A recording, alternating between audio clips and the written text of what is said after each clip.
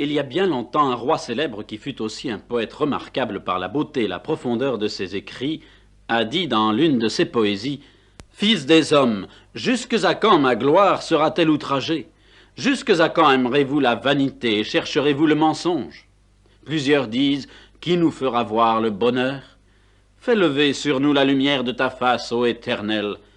Tu mets dans mon cœur plus de joie qu'ils n'en ont quand abondent leurs froment et leurs mou. Je me couche et je m'endors en paix, car toi seul, ô Éternel, tu me donnes la sécurité dans ma demeure. » Cette poésie du roi David nous est rapportée dans la Bible, et plus précisément dans le livre des psaumes. Il est évident que là, le psalmiste ne parlait ni de lui-même, ni de sa vie, ni de sa gloire, bien qu'il ait été un très grand roi.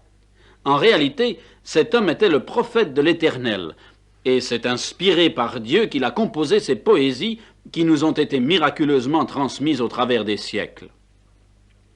Dans ce que nous avons lu, et qui fait partie du 4e psaume, il y a une chose qui me frappe.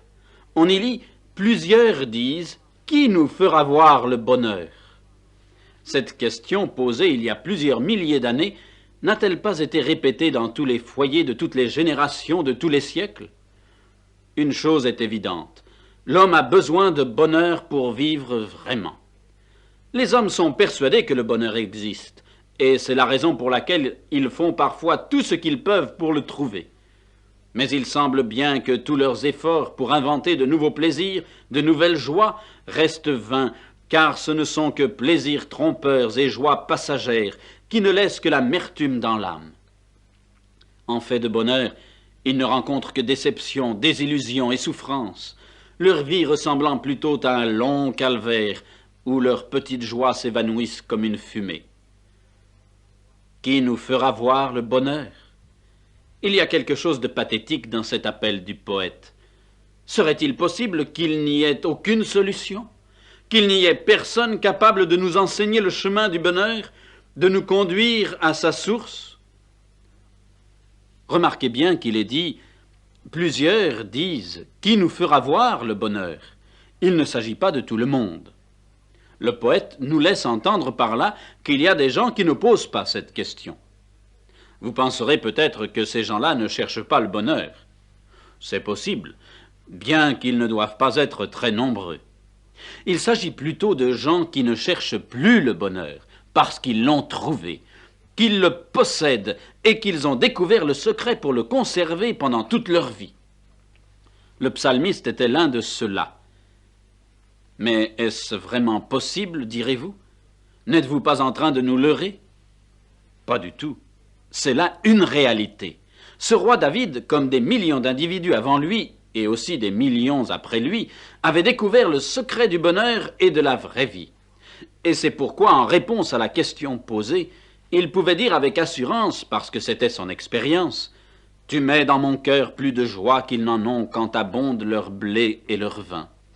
Je me couche et je m'endors en paix, car toi seul, ô Dieu, tu me donnes la sécurité dans ma demeure. » Voilà donc ce qui faisait le bonheur de David, la sécurité éternelle de son âme, la paix de Dieu dans son cœur, au milieu de toutes les difficultés qu'il a pu connaître au cours de son existence. Cher auditeur, vous cherchez le bonheur, mais vous ne le trouvez pas, parce que vous le cherchez là où il n'existe pas. Voyez-vous, si l'homme est si malheureux sur la terre, même et surtout dans les pays où il y a abondance et surabondance, c'est justement parce qu'il a perdu le vrai bonheur que nous procure la communion avec Dieu, c'est-à-dire le fait d'être en contact avec Dieu au moyen de la vie qu'il nous communique lui-même par son Fils, le Seigneur et Sauveur Jésus-Christ. Malheureusement, l'homme ne veut pas le reconnaître, et il s'entête à retrouver ce bonheur perdu par un autre moyen que celui que Dieu nous a donné. Nous faisons tout pour essayer de nous rendre un peu plus heureux, mais sans Dieu, alors que sans lui, il est vraiment impossible de vivre pleinement heureux.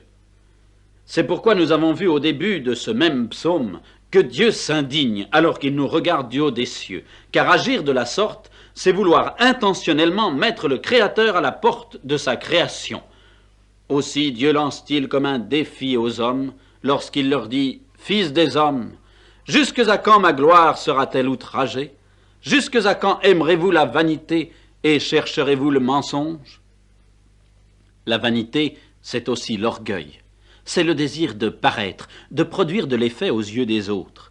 C'est se glorifier soi-même de ce qui fait sa propre honte, au lieu de reconnaître humblement son péché et sa faillite morale et spirituelle.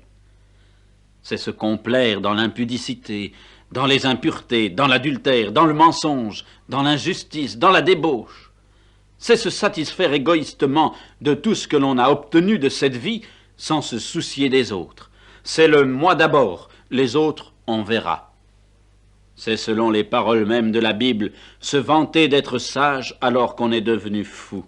C'est changer la gloire du Dieu incorruptible en représentations qui ne sont que le fruit de l'imagination pernicieuse des hommes. C'est enfin changer la vérité de Dieu en mensonge et demeurer volontairement dans cet état d'esprit sans vouloir en sortir. Celui qui refuse de reconnaître ainsi son état devra tôt ou tard rendre des comptes à Dieu, car il y aura un jour de jugement.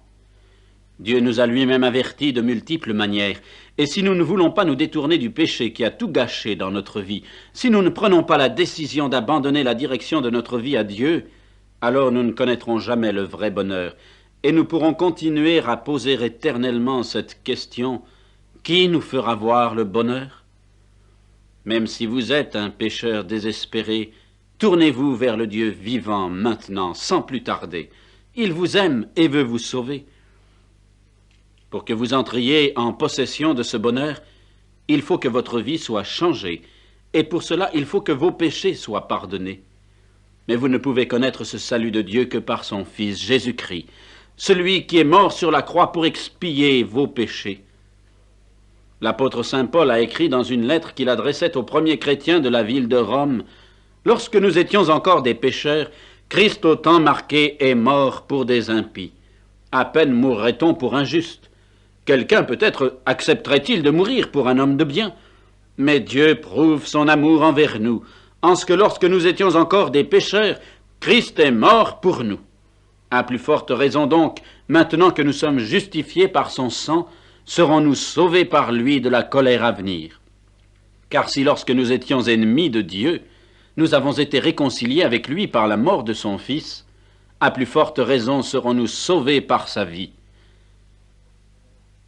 Cher auditeur, c'est là la réponse de Dieu à notre monde en plein désarroi.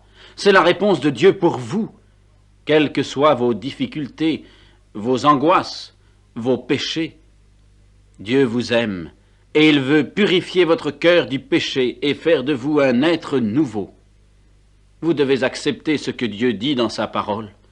Renoncez à votre vie de péché, renoncez à vos idoles, renoncez aux mensonges, repentez-vous et acceptez pour vous-même cette réalité du sacrifice de Jésus. Laissez-vous purifier par le précieux sang du Fils de Dieu. Il a donné sa vie pour vous sauver. Allez-vous lui dire non? N'attendez pas qu'il soit trop tard pour faire cette expérience de salut, mais décidez-vous aujourd'hui même. Vous voulez le vrai bonheur? Dieu veut vous le donner. Tournez-vous vers lui maintenant, par une sincère repentance et par la foi, et il vous le donnera par son esprit qu'il mettra en vous.